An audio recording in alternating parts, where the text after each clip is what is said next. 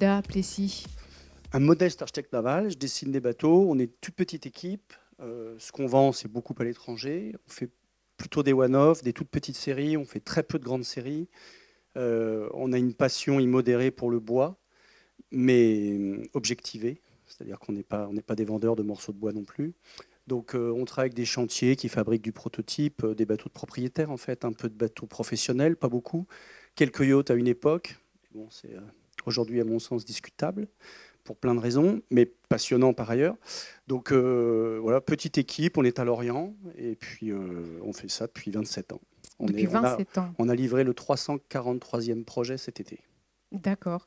Pas mal. Donc notamment des voiliers, j'imagine, plus Beaucoup. de la moitié sont oui, des parce voiliers. qu'on est tombé dedans quand on était petit, comme beaucoup d'architectes navals. On n'est pas beaucoup en France, hein, c'est peut-être une trentaine.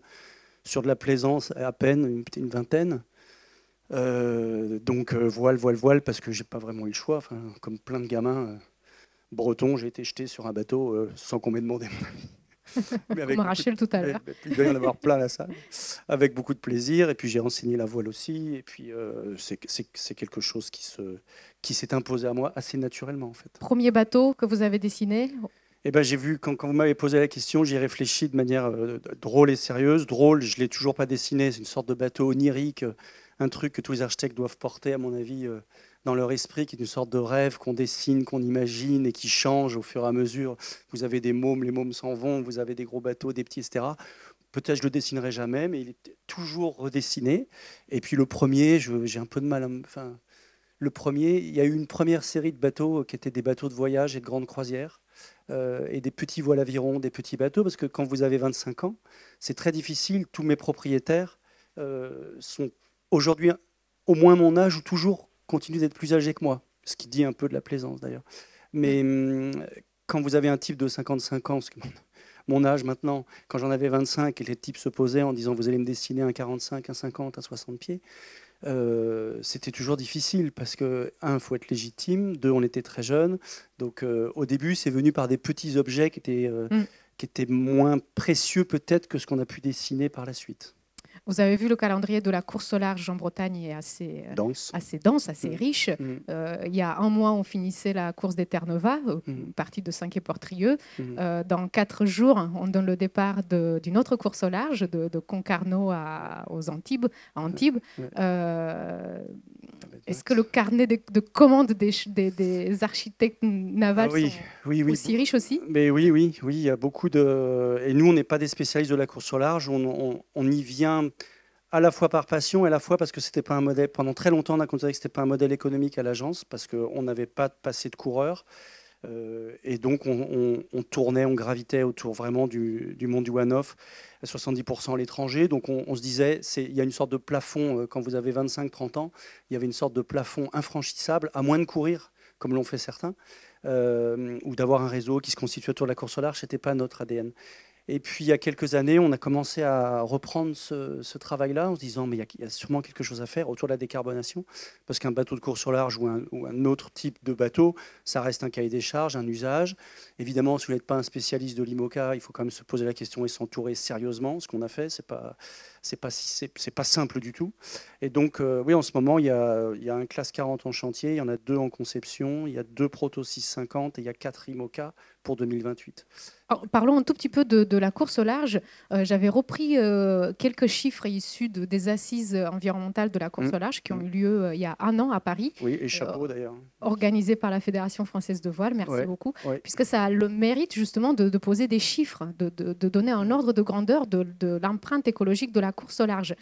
Est-ce que vous avez été surpris par les chiffres qui sont en bas à droite, le fait que l'empreinte écologique, la quantité de CO2 qu'on émet lors d'une course au large n'est finalement pas si importante que ça quand on la compare à d'autres disciplines sportives? C'est-à-dire qu'il y a vraiment 2 choses qui sont vraiment qu'on peut objectiver. Il y a tout ce qui va être de l'ordre de la construction, organisation du navire, sa maintenance, son entretien, sa vie, la vie du navire. Et puis il y a tout ce qui va tourner autour de l'événementiel. Donc on a bien compris pendant l'exercice de la course au large, on était peu d'architectes, il y avait Renaud Banuls et moi, et c'était passionnant, vraiment passionnant. Et encore une fois, sans les assises de la course au large, je pense qu'il n'y aurait pas eu ce petit électrochoc qui nous a menés et nous a fait accélérer très fortement sur ces sujets-là avec des coureurs qui ont plusieurs Vendée Globe qui disent votre histoire, on la prend à bras-le-corps et ça nous intéresse. Mais donc oui, aujourd'hui, les skippers vont plutôt dans le sens de la transition écologique de la course au large. C'est pas aussi simple. C'est-à-dire que ce sont des milieux avec de fortes identités construites autour de l'idée de performance. Donc on sait ce que ça veut dire sociologiquement, anthropologiquement, l'idée de la performance. On peut presque remonter à la bataille des Thermopyles avec Léonidas sur ces sujets-là. C'est-à-dire qu'il y a quelque chose de l'ordre du récit fondateur, du guerrier, etc. Passionnant, du reste. Et puis c'est légitime. Je veux dire, l'idée d'aller à 35 nœuds plutôt que 32 nœuds à un moment et de mettre les moyens qui permettent d'aller à 35 plutôt que 32, pourquoi pas? Mais une autre course au large serait possible avec d'autres critères. C'est-à-dire que ce que les assises de la course au large ont mis en lumière, et puis ce que d'autres industries ont pris à bras-le-corps, c'est qu'à 2030, il y a une première tarte qui va nous arriver, vitesse grand V, c'est moins 30% de CO2 émis, et puis 2050, moins 90%. Donc ça passe beaucoup par les classes. Les coureurs eux-mêmes, certains ont compris qu'il y avait des histoires à raconter qui étaient passionnantes, parce que je mets au défi l'ensemble de la salle de dire qui a gagné le dernier Vendée Globe. Alors il y a plein de professionnels, ils le savent, mais quand vous posez la question à beaucoup de gens, qui a gagné le dernier Vendée Globe? Jean Le Cam, souvent. Tac, tac, tac. Ça fonctionne super bien. Grâce au récit, à tout ce qu'il a pu raconter, bien sûr, à sa mise en scène qui est en fait sa façon naturelle d'être. Parce que les récits sont fondateurs et qu'on le sait depuis l'Odyssée, on peut raconter des histoires extraordinaires sur le maritime qui fédèrent, etc. Bon. Et puis il y a l'idée de la performance pure. Donc la performance pure, elle est passionnante, mais sur 40, il va y avoir un gagnant, 39 perdants. Je caricature énormément, d'accord? Mais il y a des gens qui disent, peut-être on peut raconter autre chose, peut-être on peut aller sur l'eau, et puis il ne s'agit pas de décorréler la performance de la décarbonation. Comment on rend désirable une décroissance? C'est quand même, il y a de très beaux écrits en sociologie sur le sujet. Comment on rend désirable quelque chose qui est vécu par une majorité de mémoire de la population comme une punition. Alors, ce qui est bien quand on discute avec vous, c'est qu'on ça nous donne plein d'idées pour le programme de l'année prochaine de Nautic Days. Donc, ça donne déjà plein d'idées de personnes qu'on pourrait inviter, également des sociologues, pourquoi pas. Alors, je voulais juste vous prendre au mot, vous avez parlé de décarbonation et vous avez appliqué ça dans vos travaux. Vous avez travaillé sur un prototype en IMOCA en bois. Quand on voit ça dans les revues spécialisées, on se dit mais qu'est-ce que c'est que ce truc? Oui, c'était drôle. Un bateau de course au large en bois, c'est impossible. Eh ben, non, c'est super possible. Alors, en fait, c'est pas la cancalaise avec un match chez Lorima, vous en doutez bien. Donc en fait, on retire une partie du carbone pour le remplacer par des fibres naturelles. On arrive à objectiver aujourd'hui, c'est pas non plus domaine de la croyance. On a quand même eu des articles de presse, enfin les 8 pages dans Voile Mag étaient très sympas. On a eu d'autres articles qui étaient assez surréalistes et qui nous surprenaient beaucoup. Et on se rendait compte, on a beaucoup parlé avec Renaud Banyuls, qui est l'architecte naval de Sodebo, qui va être la personne qui fait la CFD sur ce projet-là. Et la CFD, pardon, la prédiction de vitesse et de traînée, les modèles aéro, hydro, etc., qui permettent par des biais paramétriques d'optimiser les formes et de maintenir un très haut niveau de performance avec des bateaux qui pèsent à peu près le même poids, à peu près, c'est un petit peu plus lourd pour l'instant, et d'objectiver les pertes de performance. Mais ce qui est intéressant, c'est ces domaines de la croyance. C'est-à-dire qu'on connaît parfaitement les caractéristiques des matériaux aujourd'hui. Vous avez des bancs d'essai depuis des dizaines d'années. On est capable de dire à quel moment ça pète, de combien de millimètres ça se déforme, à charge, ISO, etc., etc. On connaît les charges sur les IMOCA, puisque les ingénieurs structures avec lesquels on bosse, GESI à Lorient, ils mesurent les efforts dans les bateaux. Donc on sait très bien que sous un IMOCA, quand il y a une rupture de vol, on est entre 40 et 50 tonnes du mètre carré. Ça se calcule, ce n'est pas du domaine de la croyance, c'est du domaine des mathématiques. Alors on a beau être des créatifs, on a beau être transdisciplinaire, parce que l'architecture navale, c'est transdisciplinaire, et ça, c'est passionnant. Et à un moment, vous êtes devant des tableurs, des centaines de milliers de points mesurés par éléments finis sur le navire. On est capable de dire, à la casse près exceptionnelle, comment la structure va travailler. Donc, et quand on compare justement les chiffres liés à ce prototype IMOCA en bois époxy, donc c'est un contreplaqué en fait, on utilise des contreplaqués. Alors du boulot et de l'Okoumé, on a très longtemps rejeté l'Okoumé parce qu'on n'avait pas de garantie. C'est-à-dire que dès qu'on commence à se concentrer sur ces projets-là, il y a des portées qui sont sociales, humaines, éthiques, qui apparaissent très vite. C'est-à-dire si je prends un bois de coupe sauvage en Amérique du Sud ou en Afrique, 110 millions de mètres cubes coupés par an de manière illégale dans le monde. 110 millions de mètres cubes, ça commence à faire un gros tas de bois par an. donc qui accélère la déforestation. Et on sait, comme c'est important, on a eu tout à l'heure des chiffres effrayants sur le sujet en termes de pertes climatiques. On ne peut pas le faire. On peut dire, OK, je ne peux pas prendre du bois n'importe où. Donc on a mis 5 ans. 5 ans avec des gens qu'on a payés pour aller chercher de l'information, pour trouver où on pouvait aller chercher de l'okoumé, c'est-à-dire un bois plus léger que le bouleau. Et tant qu'on n'avait pas la solution, on allait chercher du bouleau en Finlande, dans des forêts éco-gérées. On a trouvé 2 forestiers en France. D'ailleurs, un en Suisse, un en France, qui nous ont garanti que. Donc on a toujours l'espèce d'épée de Damoclès dont Lise Lucet débarque la semaine prochaine et nous dit, les gars, vos morceaux de bois sortent d'où, votre résine sort d'où, vos tissus sortent d'où. Donc on essaie de tout sourcer.